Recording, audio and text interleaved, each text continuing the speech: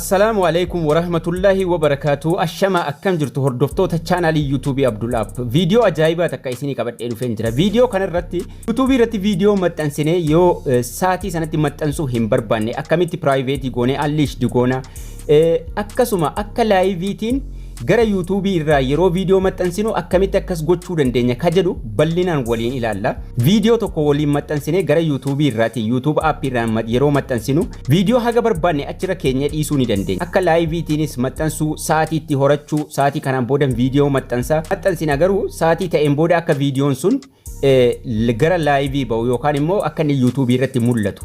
Video 15 YouTube irra kaayyachuu ni dandeenya. Akkamitti godhachuu dandeenya isa jedhu bal'inaan waliin ilaalla. Videoon kun sirriitti hunda keessan fayyada. Namoonni channelii kanaaf haaraa taatan subscribe gochuun akkasuma like godhaatii seenaan isiniin jedha. Mee amma video tokko waliin maxxansinu. Ida'uun kun jala jira. Mallattoon ida'uu jechuudha. Ida'uu kanarra tuqnee video waliin maxxansinee haa ilaallu. Namni YouTube fayyadamu marti kana beekuu qaba. Upload video ka jedhu kanarran tuqa. Upload video ka jedhu kanarra tuqnee video tokko filanna. Video maxxansuu barbaanne tokko. Sirriitti na hordofa. Videoon kun sirriitti isin fayyada. Amma videoon kun naaf dhufee jira.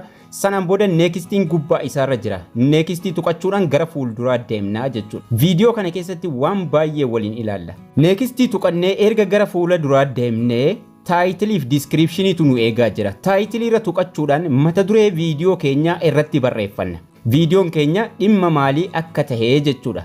Video gabaabaa waan ta'eef Oromoo Music jedhee Oromoo Music TikTok challenge wama ta'ee jedheen irratti barreeffadha.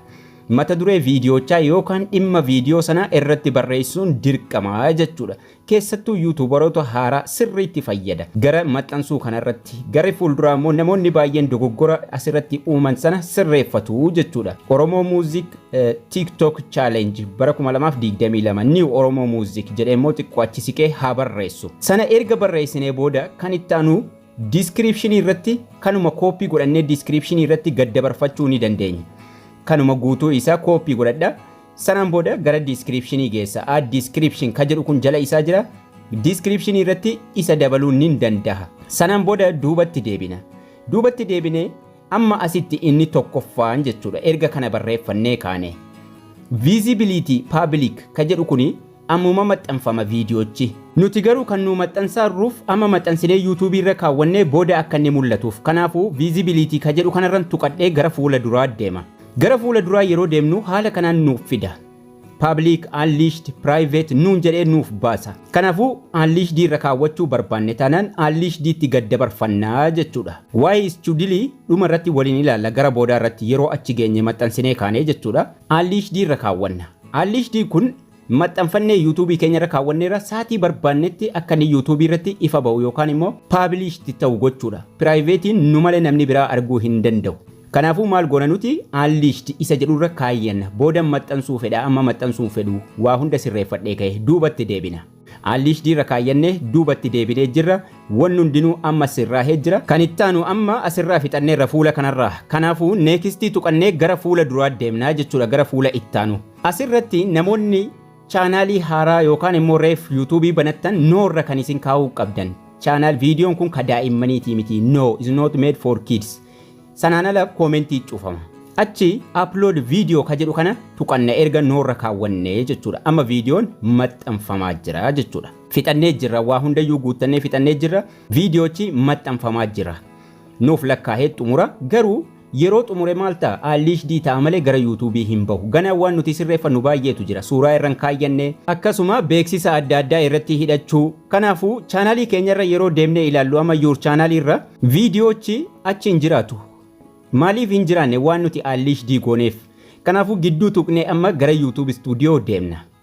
YouTube Studio bilbila keenyarra jiru deemnee waan sirreeffachuu qabnu saatii toruu waan adda addaa. Yeroo dhufnu videoon sun durarra dhufee as taahee jira.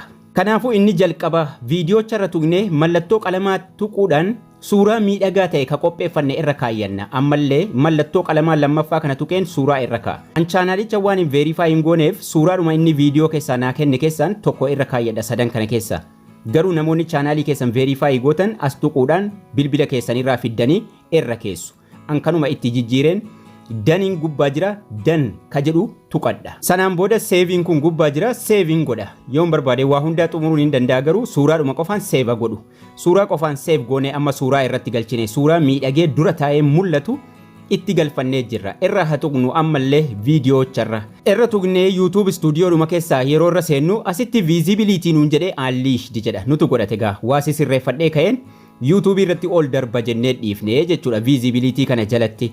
Gubbaarraa qalama tuqneeti ammallee kan nuti deebnee sirreeffannu. Mallattoon qalamaa gubbaarra jira. Mallattoo qalamaa kana irra tuqanna.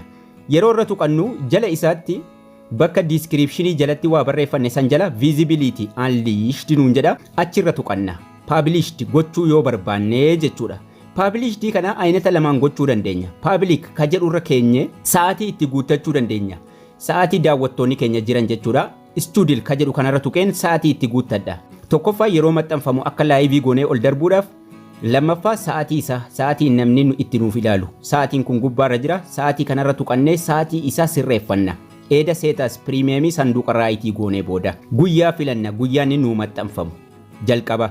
Guyyaa erga filannee kaanee ookee gochuudhaan gara sa'aatii deemnaa jechuudha. Sa'aatii akkasitti nuuf kenna. Harkifnee irra naannessuudhaan kan nuti sa'aatii itti guuttannu. Sa'aatiin amma ana biraa sa'aatii 10 daqiiqaa 35. Gara sa'aatii 11tti sa'aatii tokkoon booda akka inni laayivii naa seenuun barbaade yookaan immoo akka laayiviitti naa maxxanfamuun barbaade. Kanaafuu sa'aatii 11 ka'a.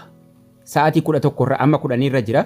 Sa'aatii 11 geesseen sa'aatii 10:35 amma bira taree jira. Kanaafuu 11 sa'aatii tokkoon booda gochuudhaaf daqiiqaa isaallee ni jijjiira. Daqiiqaan isaa gubbaa kanarra 00 jedhee jira. Irran tuqa. Yeroon irra tuqe gara fuula daqiiqaatti na dabarsa.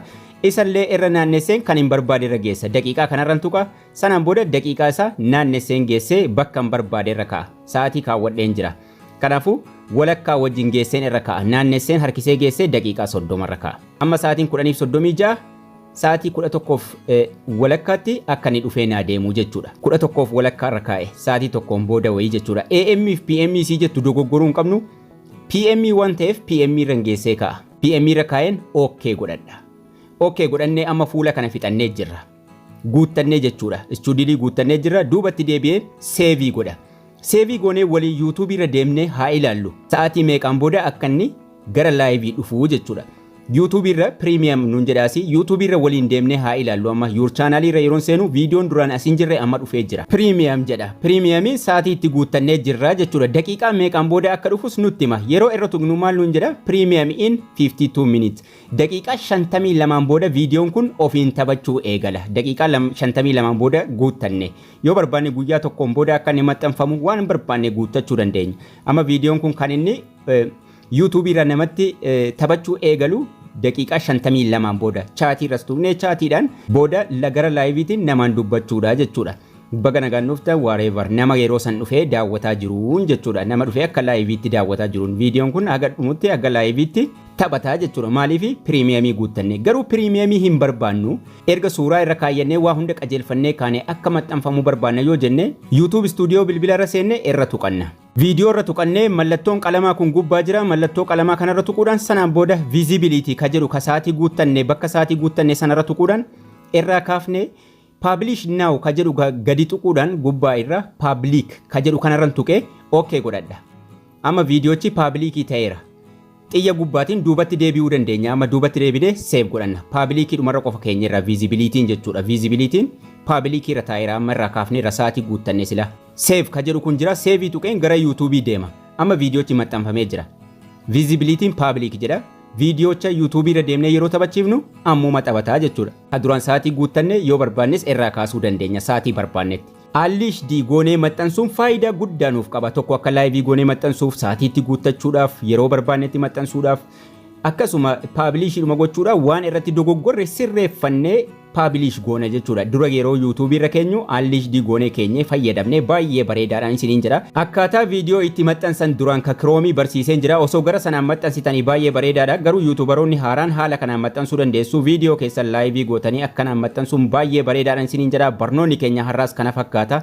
Akkasin irraa barattan abdii guddaan qaba. Haga barnoota ittaanu walitti deebinutti turtii gaarii nagayaan tura.